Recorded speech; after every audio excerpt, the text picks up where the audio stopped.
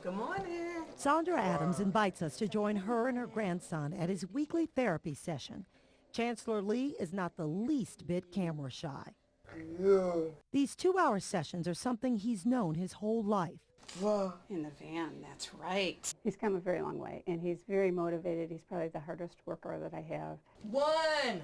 Lee has cerebral palsy. Go, man, go. He works so hard to do what most 10-year-olds take for granted. Squeeze it out. Walking, going up steps, Perfect. opening doors. You can do it, buddy. You can do it. If I say you want to take a rest break, it's not long before he's hopping up ready to go again. His grandmother is proud and amazed. They were, very reluctant to say that he was going to walk independently or be able to talk or even do feeding himself or, the things that he is doing now.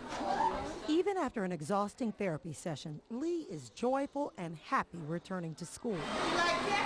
Just in time for lunch.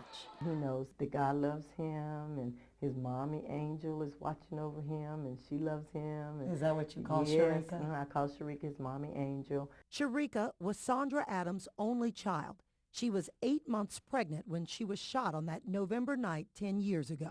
Miss Adams. Sandra tells me her strong faith is the only way she made it through the weeks after the shooting. That verse that says you have a peace that passes all understanding, it was the Rhema word for me. That was the living word for me at that time. The circus-like atmosphere surrounding the trial for the NFL player often left her feeling enraged. In court, she watched as Rae Carruth, the man she had known as Sharika's boyfriend, seemed to smirk at her daily. I almost thought the trial was, okay, my daughter is the one dead. Y'all are not focusing on her death. Do you hear from him?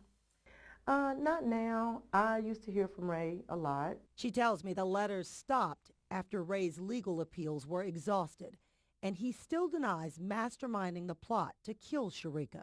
I was stuck on that for a little while that I really wanted him to tell me he was sorry. But, I don't even need that anymore. God has really matured me to a different level. What I find most remarkable about Sandra is her message about forgiving the 4 men convicted in the crime. You had forgiven him by the time of the trial. None of them were going to keep me in bondage. All because Sharika was having a baby Carruth didn't want to support. And the only way for me to be out of bondage was to immediately forgive them and open that door for my soul to be free. Hatred, she believes, is non-productive. Instead, this tragedy has led her on a mission. She speaks out often for peace. And it's really a shame that the #1 killer of pregnant women is murder. And Sandra is convinced Lee has a ministry too. I believe that we come equipped already with what we're to use in life.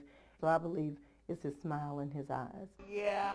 Doctors predicted a limited life, but Sandra and Lee together are finding they can stretch the limits farther than anyone thought. I just know he was going to be loved. Good job. In my opinion, love can just conquer almost anything that you got to face.